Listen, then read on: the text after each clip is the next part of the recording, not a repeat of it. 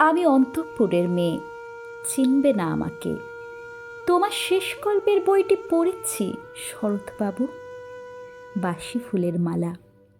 তোমার নায়িকা এলোকেশীর মরণ দশা ধরেছিল ৩৫ বছর বয়সে। ২৫ বছর বয়সের সঙ্গে ছিল তার রেশারেশি। দেখলেম তুমি মহোদাশয় বটে, জিতিয়ে দিলে তাকে। নিজের কথা বলি, বয়স আমার অল্প। একজনের মন ছুঁয়েছিল আমার এই কাঁচা বয়সের মায়া, তাই জেনে পুলক লাগতো আমার দেহে। ভুলে গিয়েছিলাম অত্যন্ত সাধারণ মেয়ে আমি। আমার মতো এমন আছে হাজার হাজার মেয়ে, অল্প বয়সের মন্ত্র তাদের যৌবনে। তোমাকে দোহাই দিই, একটি সাধারণ মেয়ের গল্প লেখো তুমি। বড় দুঃখ তারও স্বভাবের গভীরে অসাধারণ যদি কিছু তলিয়ে থাকে কোথাও, কেমন করে প্রমাণ করবে সে? এমন কজন মেলে যারা তা ধরতে পারে? কাঁচা বয়সের জাদু লাগে ওদের চোখে। মন যায় না সত্যের খোঁজে, আমরা বিকিয়ে যাই মরীচিকার দামে। কথাটা কেন উঠল তা বলি। মনে করো তার নাম নরেশ। সে বলেছিল কেউ তার চোখে পড়েনি আমার মতো। এত বড় কথাটা বিশ্বাস করব যে সাহস হয় না, না করব যে এমন জোর কই।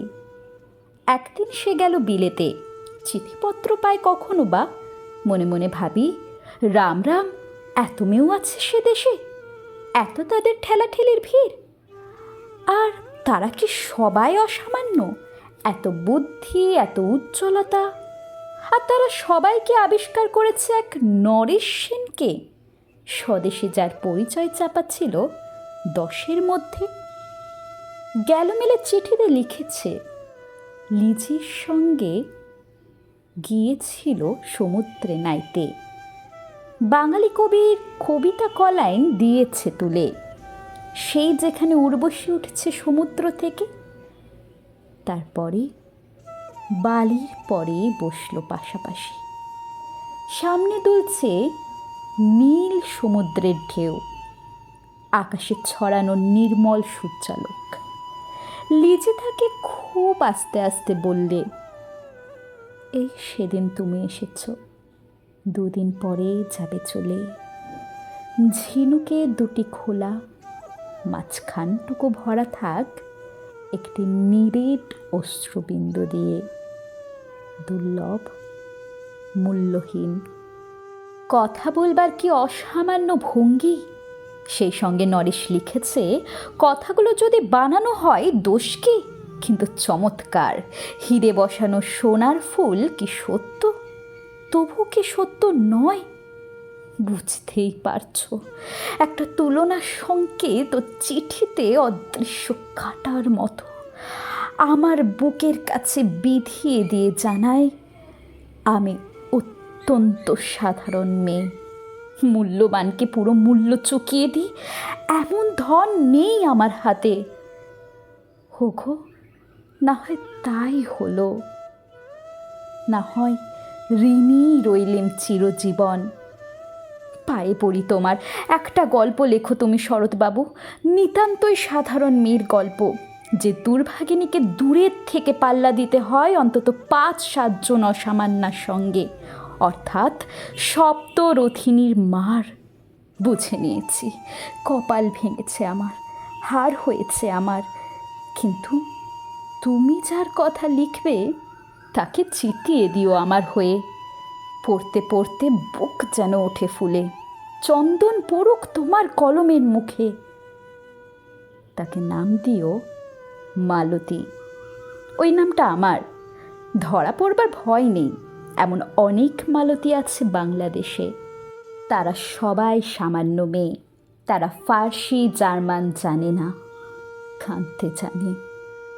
কি করে জিতিয়ে দেবে? উচ্চ তোমার মন, তোমার লেখনী মহিয়সী।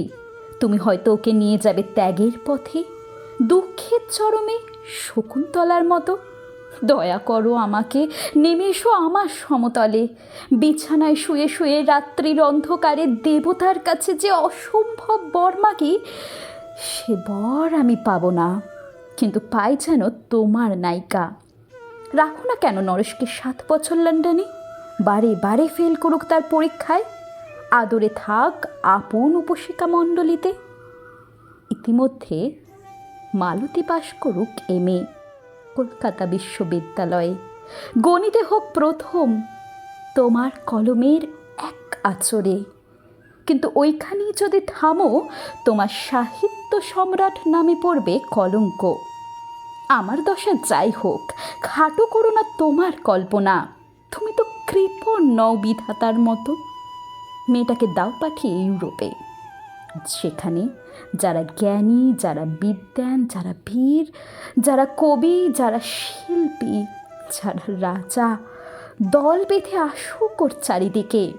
জ্যোতির্বিদের মতো আবিষ্কার করুক ওকে, শুধু বিদুষী বলে নয়, নারী বলে।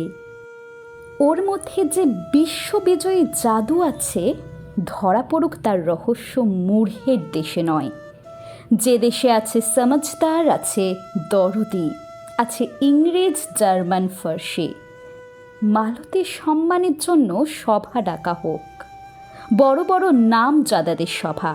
মনে করা হোক সেখানে বর্ষণ হচ্ছে মুষলধারে চাটুবাক্য, মাঝখান দিয়ে সে চলেছে অবহেলায়, ঢেউয়ের ওপরে দিয়ে যেন পালের নৌকো। ওর চোখে দেখে ওরা করছে কানাকানি। সবাই বলছে ভারতবর্ষের সজল মেঘ আর উজ্জ্বল রৌদ্র মিলেছে ওর মোহিনী দৃষ্টিতে।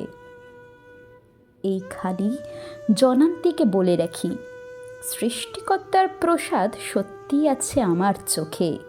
বলতেই হলো নিজের মুখেই, এখনো কোনো ইউরোপীয় রসজ্ঞের সাক্ষাৎ ঘটেনি কপালে। নরেশ এসে দাঁড়াক সেই কোণে, আর তার সেই অসামান্যা মেয়ের দল। আর তারপরে আমার নোটে শাকটি মুড়লো, স্বপ্ন আমার ফুরলো। হায় রে সামান্য মেয়ে, হায় রে বিধাতার শক্তির অপব্যয়।